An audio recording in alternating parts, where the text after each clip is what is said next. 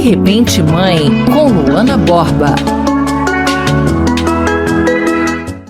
A maternidade é uma experiência universal, mas altamente individualizada. É o que eu sempre costumo falar, porque a gente aqui no De Repente Mãe traz cada experiência, traz cada relato, nunca um é igual ao outro. E a gente está completando 1 ano de podcast no ar, trazendo muitas histórias reais e, claro, contando com a sua participação sempre. Então, você que ainda não nos segue, está perdendo tempo, hein? Nas redes sociais, pode procurar pod.derepentemãe e aproveitar para nos seguir, porque por lá a gente está trazendo sempre conteúdos, perguntas, enquetes, para que você participe com a gente desse conteúdo. E se você ainda não se inscreveu no nosso canal, aproveita que toda semana a gente traz algo novo. Nós estamos no que nós chamamos de intertemporada, preparando a 4ª temporada para você, mas a gente não ia deixar você sem conteúdo. Então, todas as semanas nós continuamos trazendo conteúdos extras para acolher você, mamãe, e para te manter sempre muito bem informada. E nas redes sociais a gente perguntou quais eram as dúvidas das gravidinhas, das mamães, que elas gostariam de ver respondidas aí por uma especialista. Nós estamos hoje com a doutora Dana França, que já esteve com a gente na temporada passada e se dispôs a nos ajudar tirando essas dúvidas. Doutora, muito obrigada por estar com a gente mais uma vez. Eu agradeço o convite e sempre que eu estiver disponível, para mim é um prazer ajudar o podcast e as mães que estão assistindo a gente. É muito interessante porque, assim, por mais que a gente às vezes já tenha tido uma experiência de gravidez ou algum familiar muito próximo, cada gestação ela é muito individual. Ela acaba trazendo questões diferenciadas e muitas vezes pega a gente de surpresa. Eu, por exemplo, já tive uma gestação, convivi com muitas mulheres que gestaram, mas essa primeira pergunta que eu vou lhe fazer, eu nunca tinha ouvido nem falar. Para mim é algo muito novo. Durante a gestação, tive um pequeno sangramento que o médico identificou como sangue antigo. Nunca ouvi essa expressão. Aí a pergunta é, existe risco para o bebê ou para a mãe quando isso acontece? O que é sangue antigo, doutora? Eu acredito que ele tenha tido a intenção de falar que é um sangramento, foi um sangramento antigo. Então, assim, provavelmente em algum momento anterior ela pode ter tido um pequeno sangramento que pode ser do colo. O colo ele fica muito vascularizado durante a gestação. Então, a relação sexual, pequenos traumas ou os sangramentos do primeiro trimestre pode ter ficado um pouquinho de sangue ali acumulado no fundo da vagina, que a vagina é um canal. E aí, logo depois de por um esforço, alguma coisa, esse sangue acabou descendo. É aquele sangue mais escurecido, que a paciente fala parecido com borra de café. Isso é comum acontecer? É comum. Os sangramentos do primeiro trimestre são comuns acontecer por um descolamento de membrana, ou ali um descolamento coriônico, que a gente chama, ou da própria implantação, né, da gestação. Mas é claro que todo sangramento na gestação ele tem que ser avaliado por um especialista. Porque assim como pode ser algo comum na gestação, ele pode também estar associado a complicações da gestação. Aí tem uma outra pergunta que diz o seguinte, é normal sair colostro ainda na gestação? Isso interfere de alguma forma na produção de leite depois do parto? De forma alguma, Mas sai? Sai, até porque ali por volta da 18ª semana, as glândulas mamárias vão começar a produzir colostro. Então esse é um período que as mães vão voltar a sentir dor na mama, as gestantes. E se elas, não é para fazer, tá? Mas se houver durante o exame físico no pré-natal, inclusive, a gente examina a mama e durante a expressão pode ser que saia colostro. E é completamente normal e é um bom prognóstico para amamentação, tá? Da mesma maneira que também se não sair, não significa que você não vai conseguir amamentar, mas pode acontecer sim. Inclusive, tem mães que amamentam durante a gestação. Nossa, outros bebês. Outros bebês, outros filhos. Outros filhos. Mas aí eu lhe pergunto, se sai o colostro na gestação, quando o bebê nasce, o leite que sai também é tão rico quanto esse primeiro colostro? É tão rico quanto, porque o corpo, pela modulação hormonal, ainda entende que ele tem que produzir o colostro. Então as glândulas mamárias vão produzir colostro nesse período. Olha, curioso, porque eu não sabia. A gente recebeu um vídeo da Beatriz, vamos ver o que ela está perguntando. Olá, meu nome é Beatriz e eu queria saber se valeria a pena tentar um parto normal, mesmo já tendo tido o primeiro cesáreo. E então, doutora, pode? Pode, mas assim, gente, cada caso ele deve ser avaliado, né? Então assim, você não pode simplesmente pegar as informações de um lugar e de outro e achar que aquilo convém para você, né? Você precisa de uma orientação. Basicamente, pode sim, mas a recomendação é que esse parto ele ocorra no mínimo 18 meses após a última cesárea. A gente tem que entender que existe um risco de rotura uterina por conta da cicatriz anterior. Existem outros riscos associados ao parto anterior.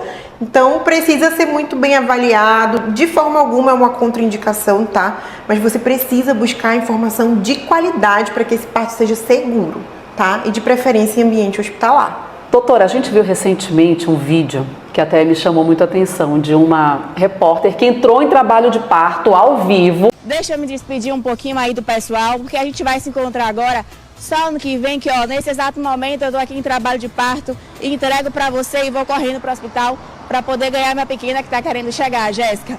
Agora sim é com você aí no estúdio. Que legal, que mulher retada, gente! E aí eu lhe pergunto, quais são os sinais que a gente pode ter muito claros? Porque assim, eu não trabalhei até as vésperas da Maria nascer, porque minha barriga estava muito grande, muito pesada, já estava muito lenta, incomodada. Então, uma semana e pouco antes eu já parei. Tem gente que consegue levar até o extremo. Quais são os sinais que você tem que observar? Tipo, poxa vida, agora é hora de parar, que precisa buscar um médico. Acho que a hora de parar de trabalhar é muito individual, né? Então vai muito da disposição da mulher ou do risco que a gestação pode oferecer ou o trabalho dela oferecer para a gestação. Os sinais do trabalho de parto, eles são sinais clássicos, né? Contrações dolorosas, que tomam um ritmo e têm uma frequência, diferentemente das contrações de treinamento que a gente chama, tá? Não é... Pois é, qual é a diferença? É exatamente essa. A diferença vai estar em a paciente ter dor. A contração de treinamento ela não é para ser dolorosa, ela é desconfortável, mas ela não é uma contração que vem com dor. E ela é irregular, ela não tem ritmo, então ela pode vir daqui a 1 hora, ou pode vir 2 vezes por dia, eu tive contração de treinamento, ou então mediante uma movimentação fetal intensa. A contração de trabalho de parto, ela tem ritmo, ela vai tomar ritmo. A cada 5 minutos você vai ter uma contração dolorosa. Por ser uma contração dolorosa, significa que essa contração está tendo modificação do colo, ela está fazendo com que o colo comece a dilatar. Então aí a paciente vai começar a perder o tampão mucoso. Outro sinal importante que significa que você precisa de uma avaliação com urgência é a ruptura das membranas, né? A bolsa romper. Mas eu sempre gosto de dizer, gente, não é igual filme, tá? Não é assim, eu senti uma dor, minha bolsa estourou, eu vou sair correndo para a maternidade, meu bebê vai nascer em meia hora. Não necessariamente, isso não é uma verdade absoluta, tá? O trabalho de parto ele pode ser bem demorado, dependendo da gestação e do corpo da mulher. E assim, durante todo esse processo, ela vai ter sinais que vão ser diferentes. Vai ser diferente de uma mulher para outra. No caso da colega jornalista, não sei se era o primeiro bebê dela, enfim. Mas para ela reconhecer com tanta facilidade, provavelmente era algo familiar para ela, né? Gente, eu fiquei passada vendo o vídeo, doutora, porque ela estava pleníssima, ela conseguiu concatenar as ideias, falar com calma. Eu já estaria em desespero naquela hora, enfim. Eu sempre digo que o sucesso para o parto normal, e essa é uma dica para você que está gestante, que quer tentar um parto normal, o sucesso do parto normal, ele está aqui, ó. Ele começa aqui. Eu não conseguiria mesmo. Então. A gente precisa entender. que assim, eu falo assim, é uma coisa que a gente faz desde que o mundo é mundo. Não, doutora, não. Gente, não consigo. A gente pare desde que o mundo é mundo. Então, assim, eu também não tive parto normal, né? Então, eu acho até meio hipócrita eu falar isso. Mas o que as mulheres mais têm medo é da dor, né? É da dor. E eu acho que principalmente, além da dor, é de não se sentir acolhida nesse momento. E eu ficava muito preocupada porque eu pensava assim, gente, e se eu passar 5, 8 horas com dor? Eu vou chegar num estágio que eu já não vou querer mais acolher minha filha, porque sai logo que eu não aguento mais.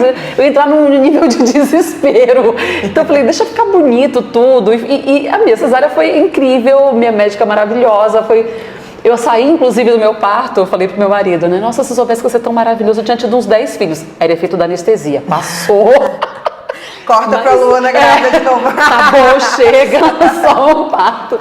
Mas é porque realmente é muito individual, né? Tem mulheres que acabam... Esse preparo que você tem, é isso que eu tô falando. Eu não sou contra a cesárea, não. Eu tive parto cesárea e minha cesárea foi muito tranquila. Mas é da forma que você concebe isso na sua cabeça, né? Então, assim, tem mulheres que vão querer ter parto cesárea e tá tudo bem, mas tem mulheres que desejam ter o parto normal, que vão se sentir plenas na sua feminilidade quando tem esse momento, elas precisam entender que a dor faz parte do processo. Então, a partir do momento que ela internaliza isso e que ela entende, ela vai decidir se ela quer realmente ter um parto normal ou se ela quer ter um parto cirúrgico, um parto cesárea. Que eu digo que, gente, é minha opinião, doutora Dana, parto cesárea é parto sim.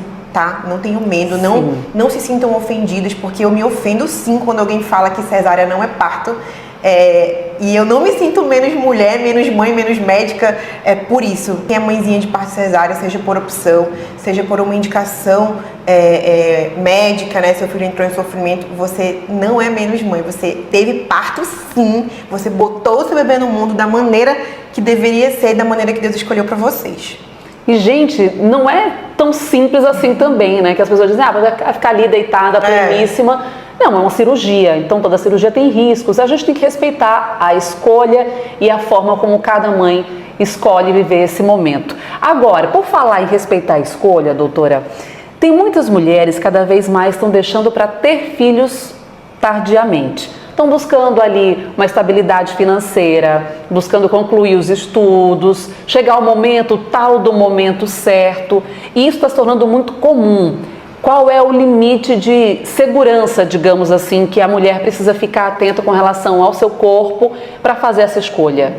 Olha, existe uma recomendação ali para as pacientes que não têm plano de ter filho pelo intervalo, assim, no mínimo de 1 ano, assim, as pacientes que já têm mais de 30 anos, essas pacientes elas devem conversar com o seu ginecologista sobre preservação da fertilidade. Guardem esse termo. É o congelamento de óvulos, tá? Para que sejam guardados óvulos antes dos 35 anos, para essa mulher ter ali uma reserva ovariana de qualidade, né? Pois é, eu tenho uma amiga, inclusive, que ela me chamou para ter essa conversa. Ela disse, eu engravidei com 41, né? Eu fui ter meus filhos já muito tardiamente. E aí, ela me chamou para ter essa conversa, porque ela foi postergando. E quando ela quis seguir para esse caminho, já era tarde demais. Ela não conseguiu mais óvulos com qualidade. E aí me veio essa dúvida. Eu falei, gente, na época eu nem pensava em engravidar. Aconteceu um acidente, eu engravidar aos 41, mas não é comum, né? Não é para pessoa... Um acidente bom, né, Luana? É, um acidente bom.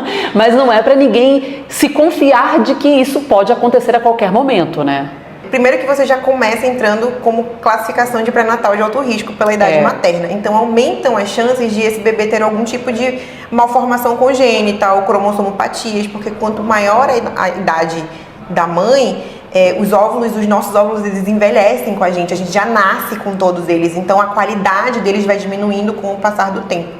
Então, quanto mais cedo esses óvulos forem preservados, melhora a qualidade deles. Então é um assunto que tem chegado cada vez mais aos consultórios e a gente precisa falar sim com as pacientes, porque as mulheres estão alcançando cada vez mais os lugares que a gente almejou, que a gente quis, que a gente lutou para estar, e a maternidade tem ficado cada vez mais para mais tarde. E eu acho interessante até a gente falar abertamente, porque hoje em dia você vê uma mulher de 40 anos, ela é completamente diferente de uma mulher de 40 anos de 20, 30 anos atrás. Você olha, esteticamente, ela está mais preservada esteticamente, digamos assim. Só que o nosso corpo, ele tem uma data de validade. Então, por mais que a gente cuide da aparência, que a gente tenha qualidade de vida e que a gente se mostre melhor, infelizmente, a gente precisa ficar atento a isso. Eu, quando fiz o livro De Repente 5, eu falei sobre isso, né?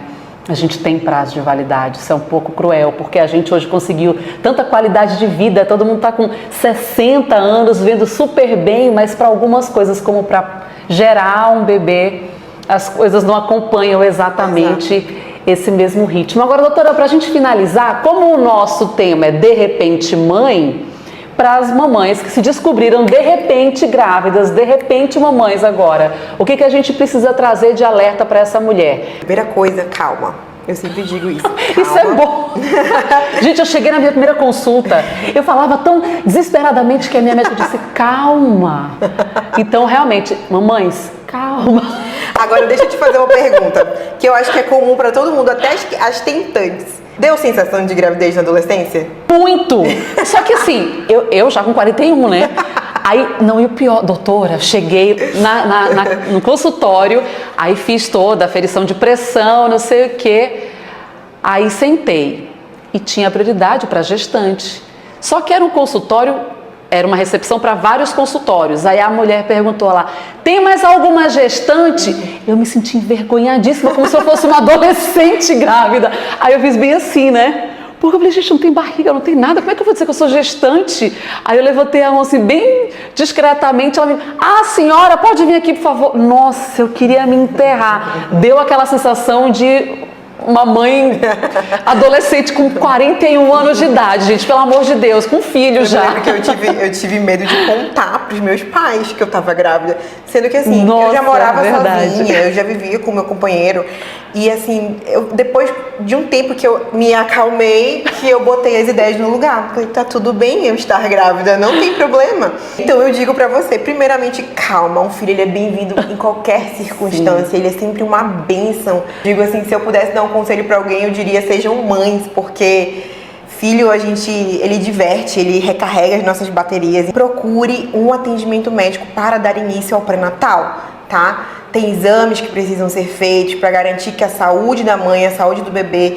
fiquem bem assim até o final da gestação. Então procure atendimento, procure informação de qualidade. A rede básica de saúde está aí com excelentes profissionais para você dar entrada, tomar vacina, tomar vitamina e viver esse momento da melhor maneira. A gestação ele é um momento único. Você pode ter 10 filhos, mas aquela gravidez você só vai ter uma vez. Ela precisa ser vivida de uma maneira prazerosa, de uma maneira feliz, de uma maneira plena, porque você vai estar ali gerando, dando continuidade.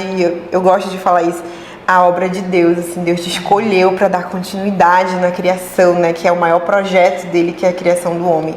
Então, assim, se sinta especial de fato, se sinta amada de fato. E ainda que você tenha esse receio de contar para o seu companheiro, para sua mãe, para quem quer que seja, fique atento, porque tem alguns procedimentos que tem prazo para serem realizados. Exatamente. Né? Reposição de algumas coisas, exames, então se passar também perdeu, então não pode perder, né, doutora? Não pode perder. Existem alguns exames que eles são exames de rastreio e que eles têm um tempo para fazer, porque quando passa desse tempo ele perde a ciência dele, então ele não consegue dar o diagnóstico que deveria da forma adequada. Então assim, descobriu a gravidez, porque tem gente que descobre mais pra frente, né? Então, assim, descobriu, imediatamente procura um atendimento, vai no obstetra pra ver se já não passou do tempo, ou então correr logo com esses exames que precisam ser feitos. Gente, adorei esse papo, doutora, obrigada por estar com a gente compartilhando histórias, emoção sobre esse momento que é a chegada de um bebê. E se você está nos acompanhando agora, já sabe, a gente toda semana está com conteúdos extras até que a gente comece a nossa 4ª temporada, que vem aí com muita novidade, muita coisa boa para você. Então já sabe, aproveita, se inscreve no nosso canal. Não se inscreveu ainda? Vou contar até 3 para você apertar aqui. 1, 2, 3. Ativa o sininho, toda semana tem conteúdo novo. E nas redes sociais a gente está sempre por lá, com conteúdos, com perguntas, com esse papo franco e direto que a gente gosta de ter com você. Semana que vem a gente se encontra, hein? Um grande beijo.